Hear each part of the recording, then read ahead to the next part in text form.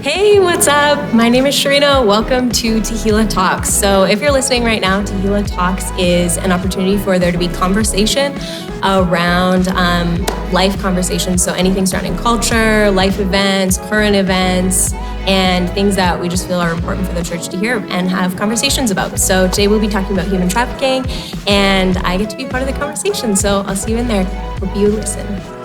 Hey, what's up, Tehillah? I'm so glad that you're joining us right now. So we have a conversation going on tonight with two special guests that we'll be introducing in 1 second. But I'm Sharina, as you might have heard in the video before, and I'm super excited to be talking about something that's surrounding Tehillah justice tonight, actually.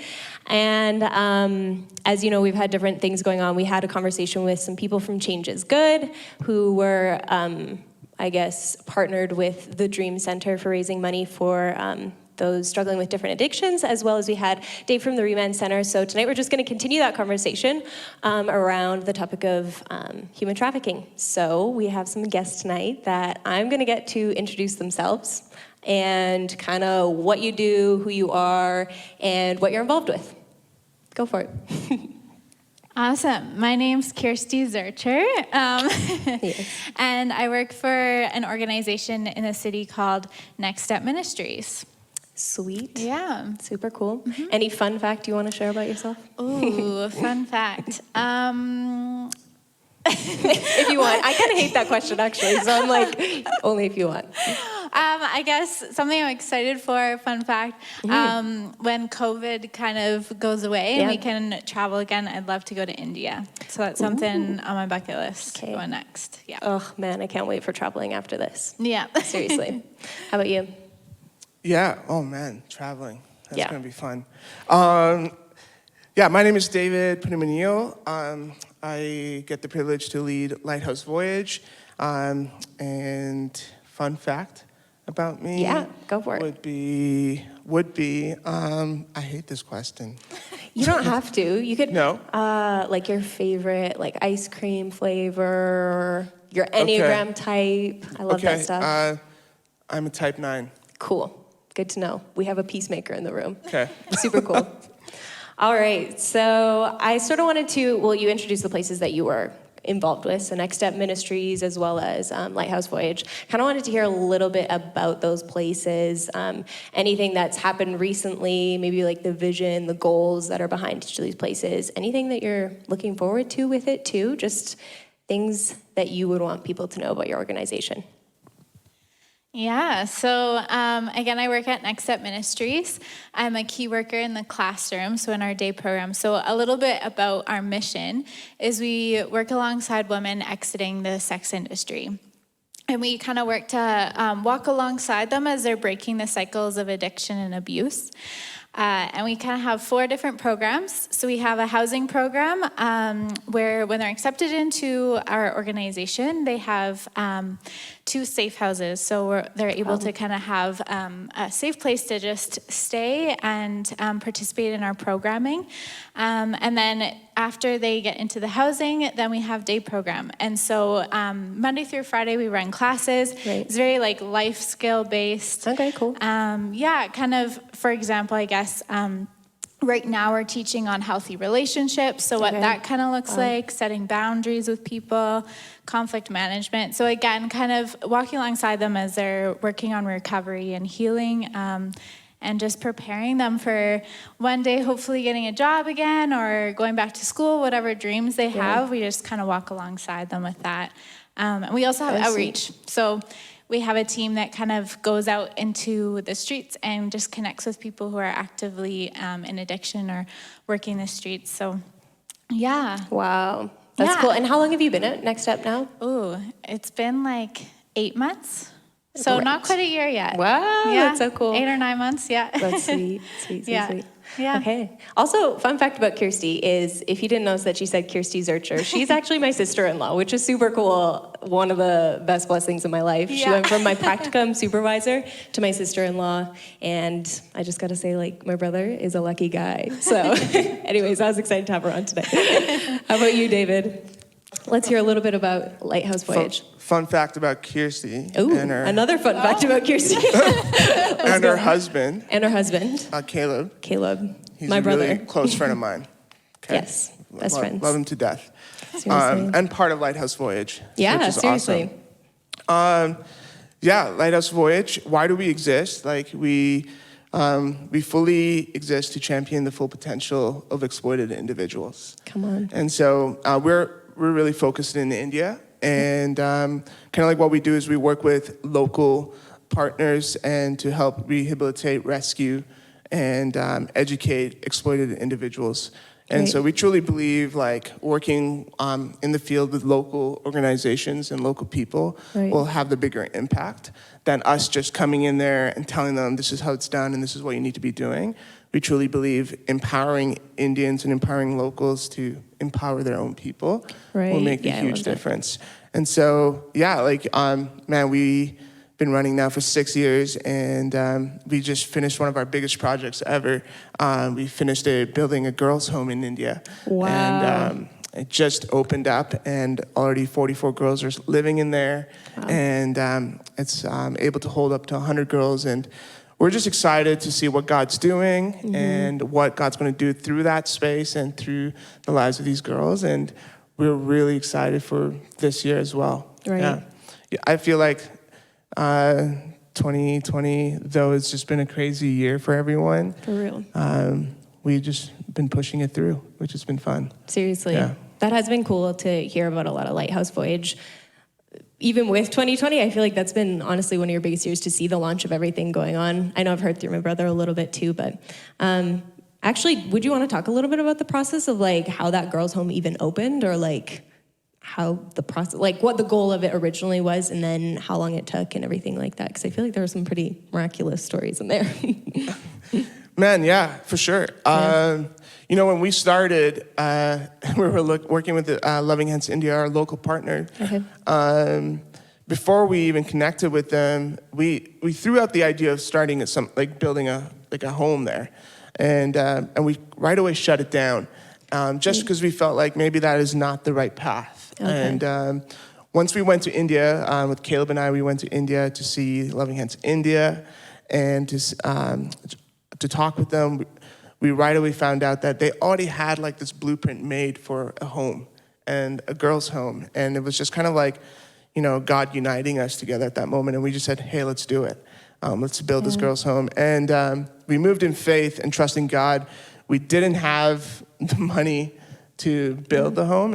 And God blessed us with some amazing individuals and donors and people that support us. And we raised enough money to build this home. And we started in the beginning of January of 2020. 2020. What a time to start. Yeah, what a time to start. And then COVID came. Yeah. And we were really kind of worried about where our finances were going to be with this building project, with providing the rehabilitation and education for these girls. And we were really worried with our finances. And we were wondering if we should put a pause in this building project, and should we put a pause in a lot of things. And we really felt like, no, we're going to push it through. We really trust God in what we're doing and where we are at this moment. And we reallocated all of our money. And, Wow. a lot of donors support came in. And I think during COVID time, it is such a hard time for a lot of people. Yep. Especially when a lot of people have lost their jobs and are struggling financially. Totally. But during this time of crisis, what was amazing to see was, we're not able to, as organizations, and like for Next Step Ministries even, to do events where they bring some kind of financial support for the organization and to the work that they're doing. And those was put at a halt, and we're wondering where the finances are going to come. Yeah. And to see people step up during crisis and knowing that they're struggling, but saying that, hey, I still want to support, I still want to give no matter what, because this is something that is close to my heart, and this is what Jesus' calling is for all of us. Yeah. It was amazing to see, and we pushed it through, and we were able to finish it by November, which was amazing. Seriously. And so it was incredible. There was so much battle, but God always stepped in for us to finish it. And so this home is a space for women and children that have been exploited, and to find restoration and find dignity and find hope. And it's just, man, just so exciting. They're moving away from a home that is over 100 years old, and the ceiling is pretty low and what it was illegal for them to stay there with the amount of people that was in there, and to give them a new home. It's just such a blessing. And so we're just so thankful for the provision that God has given us. Seriously, that is so cool. I love that. You had mentioned there about just feeling like that's the calling of Jesus for all of us to be, I guess, just a part of what you're doing, a part of what he's doing internationally with everything. But I sort of wanted to hear a little bit about what each of you, how you sort of got to where you are in the helping positions where you really are just meeting the needs of people, and you're, working with justice and putting yourselves, like giving your lives basically to a place of surrendering to God and being like, I'm going to do what you call me to. So yeah, just a little bit about that process, where you felt maybe if it was a calling or if it was something that you ended up in, or how it came. Yeah, I guess I'll go. So, I don't know, like I've always had a heart for just fighting against injustice. Right. I think just since the beginning, I love working with people, but I knew that I needed to narrow my focus because it's so wide. Definitely, yeah. And so I started praying and asking God to kind of reveal maybe just a certain focus to kind of put my time into advocating for people. And I actually went to Ambrose University, and I took a human trafficking class. And that was when I totally was like mind blown by just the prevalence of it, like not only just internationally, but all within Canada and like within my own backyard. And I think when I started to learn and study it, I was like, I can't allow this to go on. I can't be not a part of it. How do I not be? And just knowing the heart of Jesus, like, I think the biggest thing is knowing that he is a relational God. He is a God who loves. And the biggest thing while working at Next Step Ministries, as I'm building relationships with these ladies who they start to open up and share stories, and it's heartbreaking to hear like the love they've received from others has been counterfeit.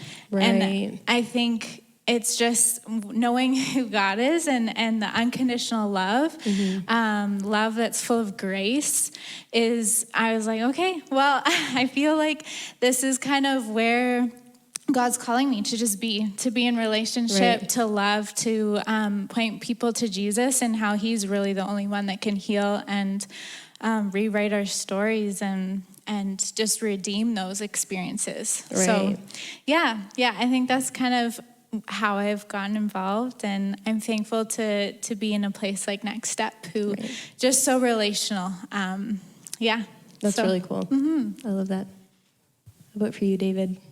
I you know what, sorry. No worries. Stuttering with my words. I would say, like, for me, it was kind of like a journey, just because the value of people was always in my mind. And when moving to Canada, I saw this huge culture change, seeing how people were valued differently here, women were valued differently here. There was more freedom that I experienced here, and which was really interesting to me, and it was always in my mind. And I went to Trinity Western University, and I actually went into wanting to be a history teacher. Really? And that's what I actually started with.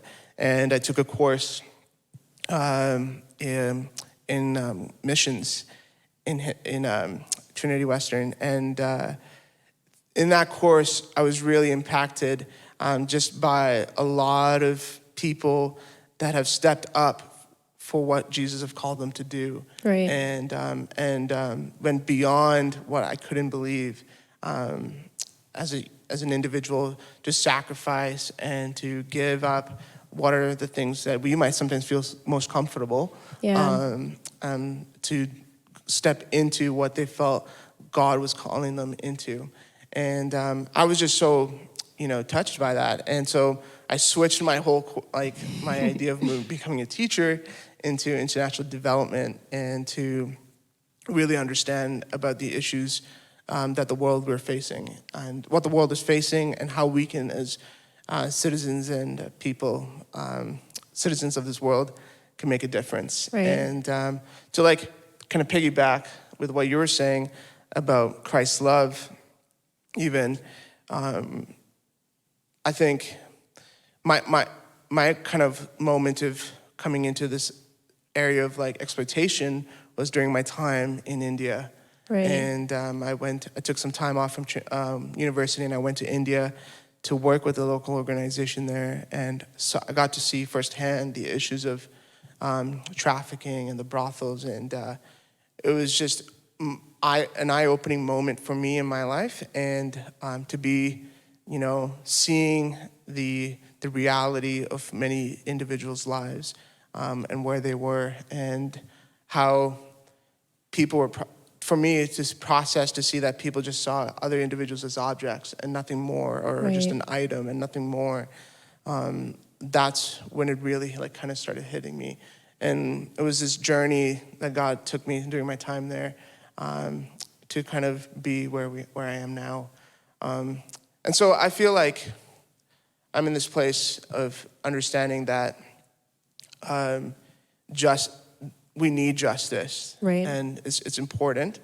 But at the same time, you can't have justice without mercy, and they Wow. both need to like coexist. They need to live together. Right. You can't just have justice and no mercy, Mm-hmm. just because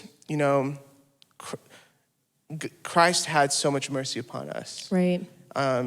He had so much mercy for us as individuals who have messed up, who have sinned, and who have made so many mistakes here again and again and again. And Christ has so much mercy upon us.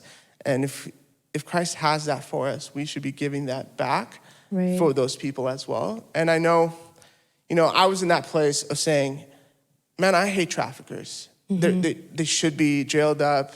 They should be put away. They should never have a chance in life again. Right. They're horrible people who don't see the value of individuals. Yeah. But I don't think that's who Christ has called us to be. Right. I think we need to show mercy upon them. But Yeah. it doesn't mean that there doesn't mean to be justice. Yeah.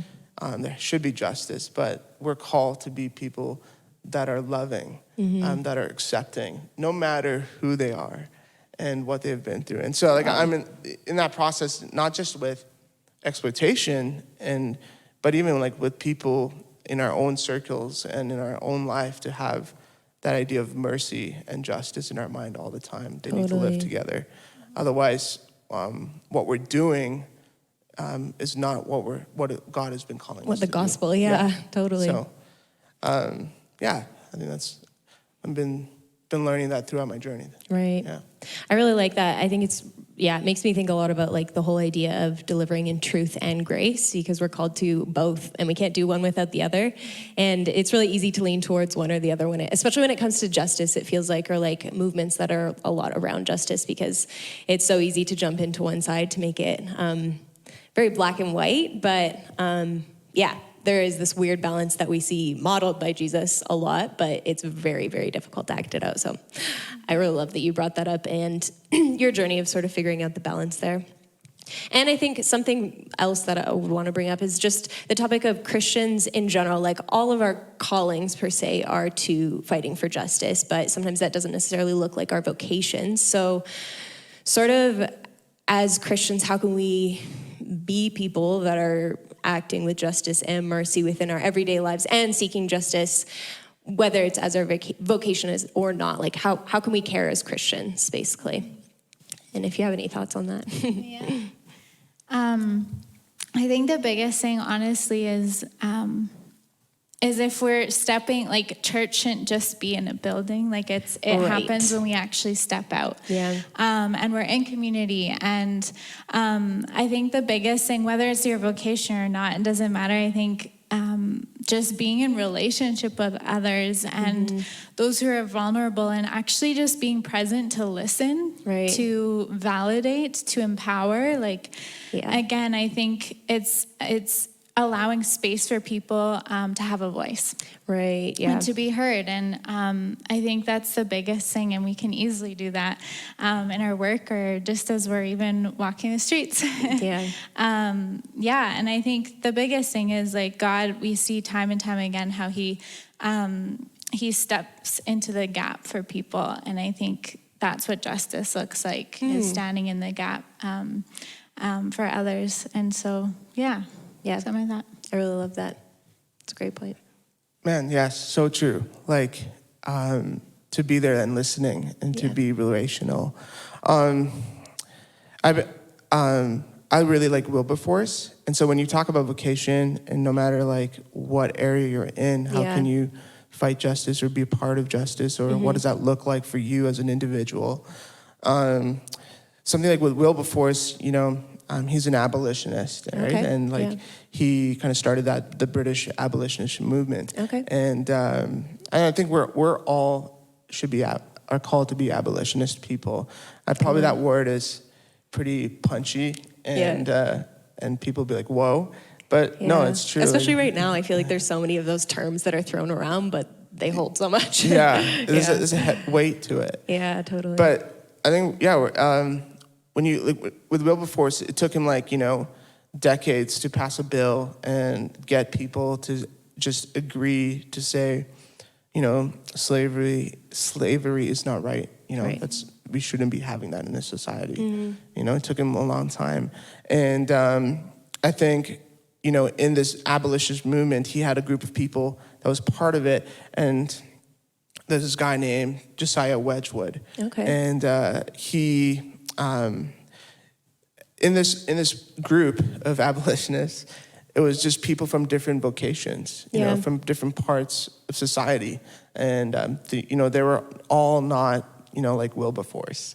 They were all coming from different parts, different works and vocations. And so Josiah Wedgwood was this pretty well-known China maker. Like, he made a lot of plates and teacups and all these things, and kettles.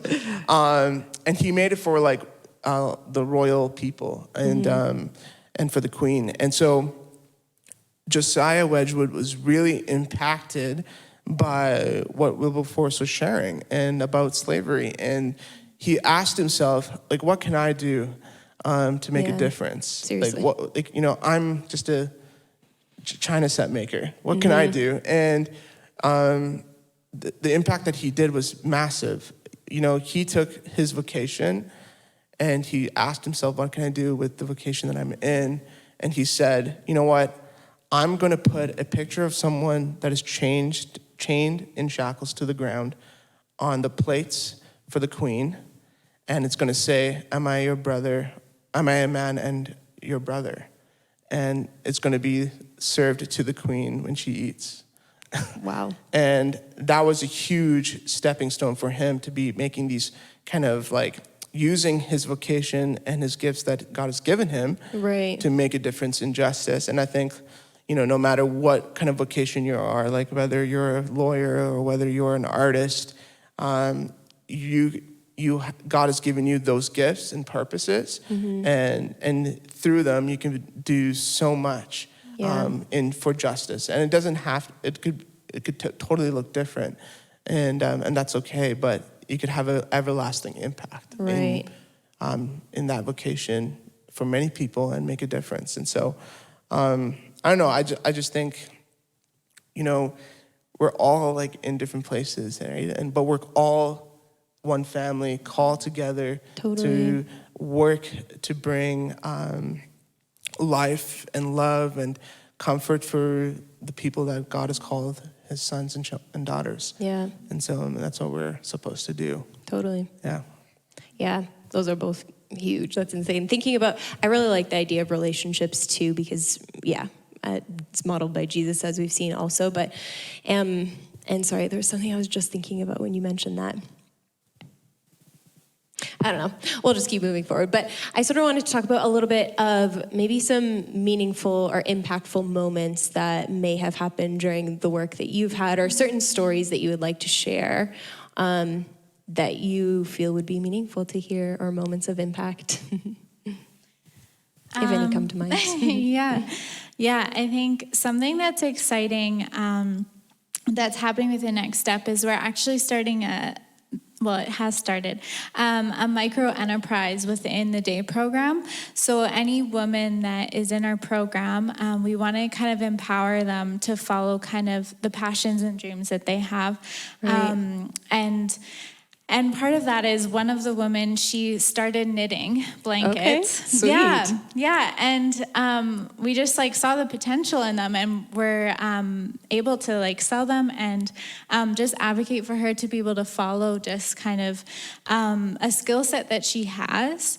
And it's cool because as she's been knitting them, she deals with a variety of different mental health, right? And so just even the act of making these blankets has kind of given her a refuge from that. And she's been able to connect with God through it as well. And it's just kind of cool to see how like empowering these women in the program to kind of pursue something they're passionate about, a skill set that they have.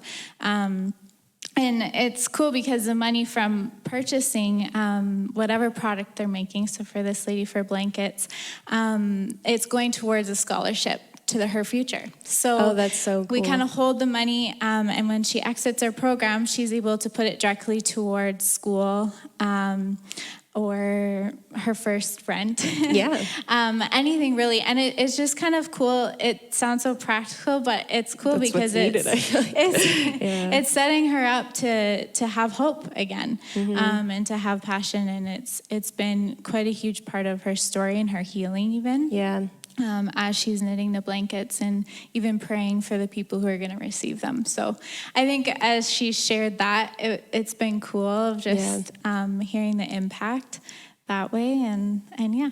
And are those blankets then, sorry, where did you say, like, what people are going and getting them?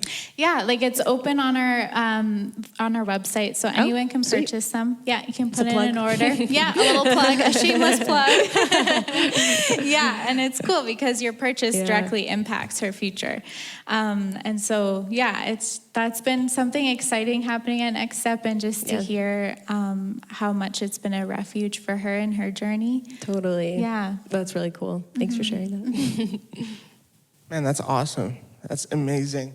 I think one thing, like I would say, that got me excited was we were able to, as an organization, put about 120 girls into education. Holy. And out of them, some of them, we have been privileged to be able to put them into post-secondary education and to pursue the dreams and their desires in their heart that they want to become and be, and to invest into that. Right. It's just such an incredible opportunity, and it's just exciting to see, we've been able to put some girls into nursing school and into wanting to become teachers. And so, I don't know, it's just, I find it just really exciting as an organization, but as individuals who support us and give and donate, that they're investing into someone's future and investing into these girls where, a lot of individuals who have thought they have taken their hope and stripped away their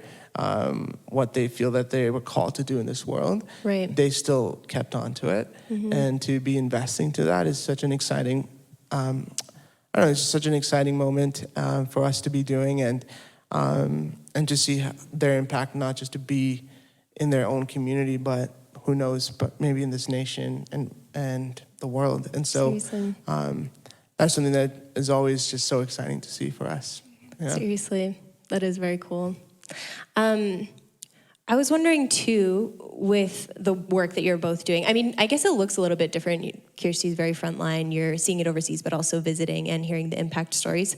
But I guess if there was something that gets misunderstood a lot by people, or sort of like stereotypes, or anything that you've noticed from people about your work, is there something that you would want to clarify or like tell people about, or just something that you would want people to know about what you're doing? I think, honestly, the biggest thing, when people ask what I do for work, and they're like, the biggest reaction, like probably 90% of the time, is like, that doesn't happen here though. Like, this isn't happening in our city. Yeah. Human trafficking, sexual exploitation.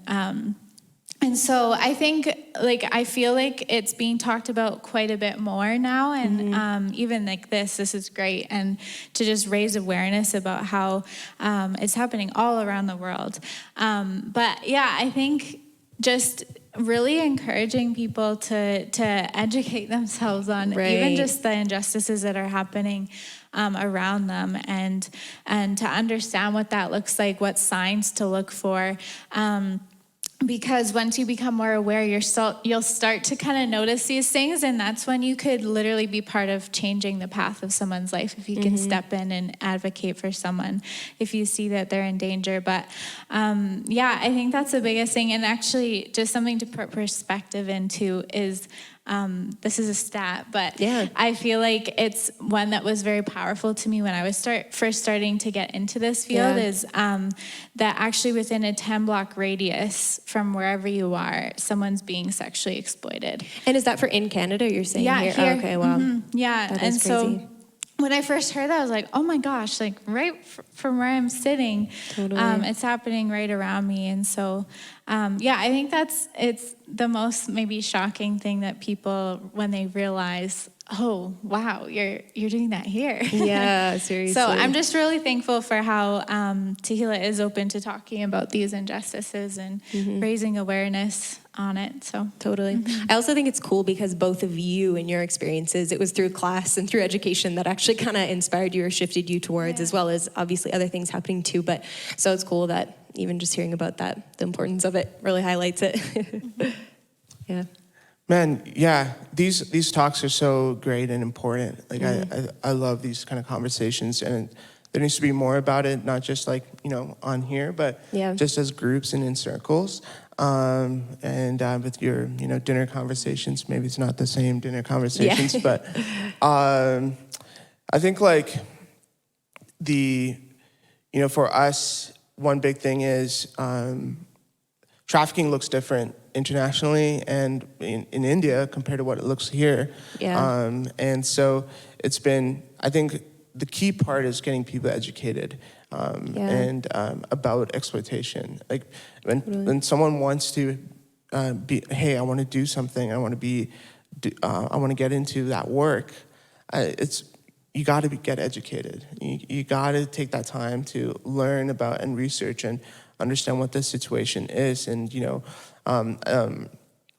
the big part, for India, for me, I think the big part is the reality for what trafficking looks like in India and sexual exploitation is, it's not because people are coming from overseas to India for the sole purpose to pursue sexual desires. Right, But that's not the issue in India. The issue in India is the local people. Okay. And the men that is there. That's what's fueling the exploitation that's happening in India. And I think now more than ever, like the conversation about pornography is brought up so much. It's been great that conversation has been started and been talked about more.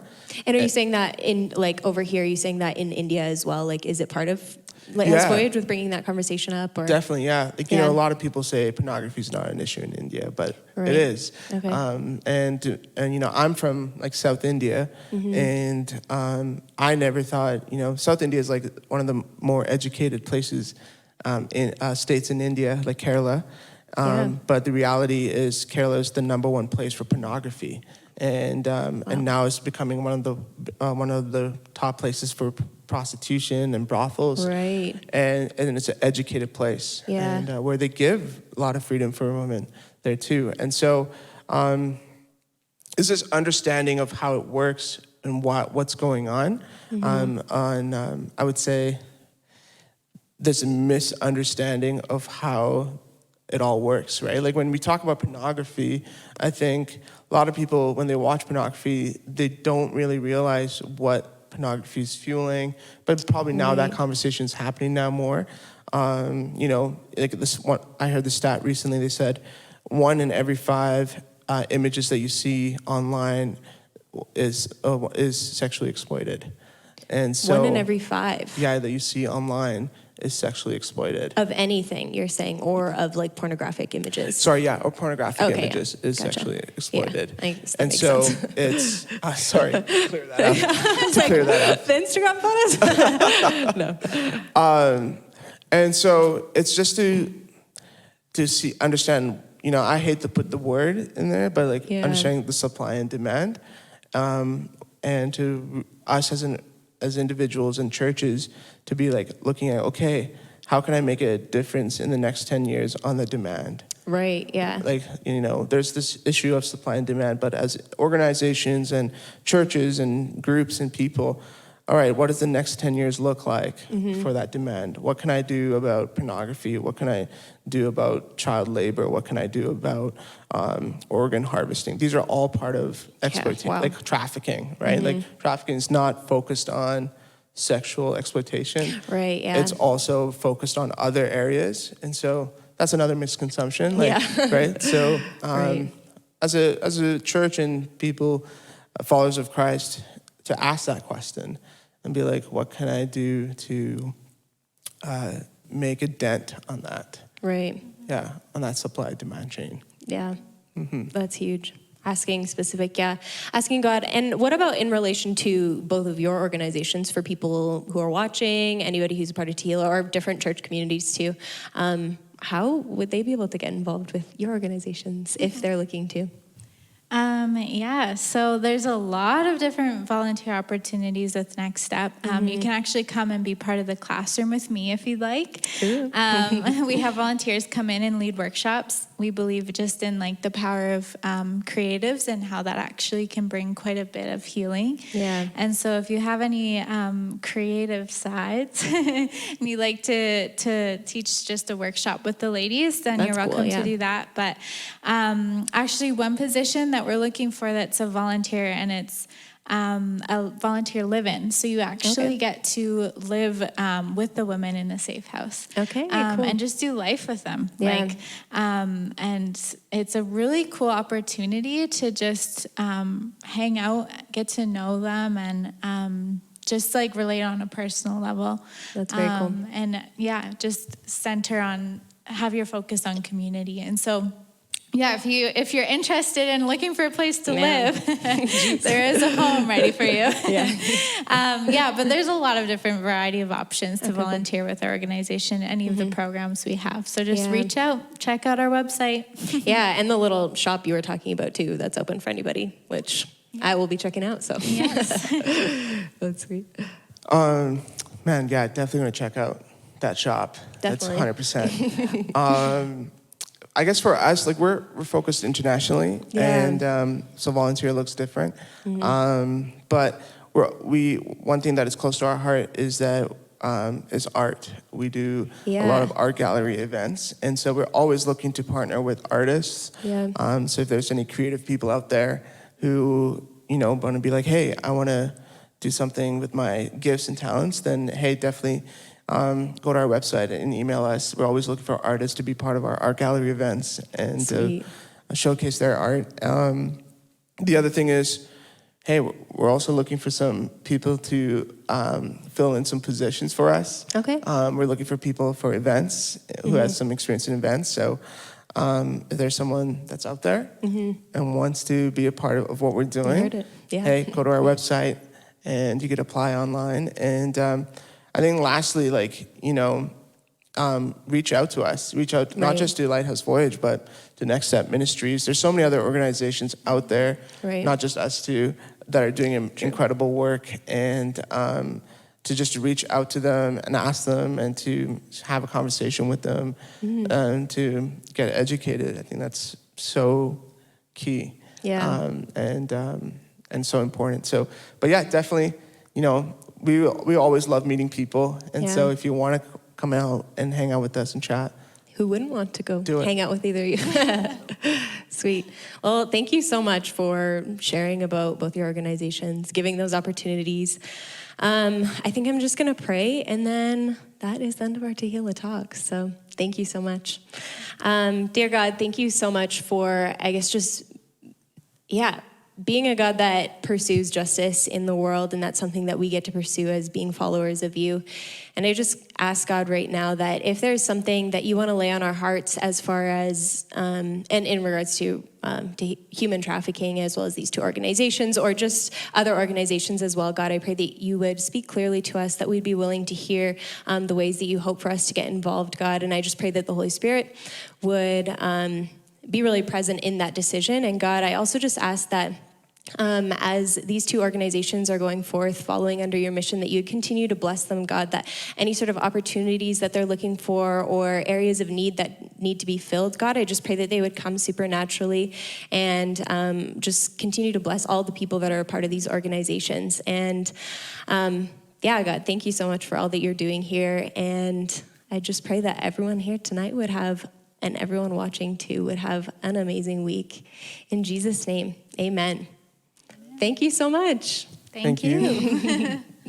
Hey everyone, thanks so much for listening and for tuning in. If you're wanting to hear anything else, you can totally listen on another YouTube channel. We have previous ones as well. And you can also listen to our audio podcast if you're interested. And if you're looking to get involved with any of the ways that we talked about or anything else, you can visit TehillahYYC.ca, as well as follow the social media that's involved with it too. So have an amazing week.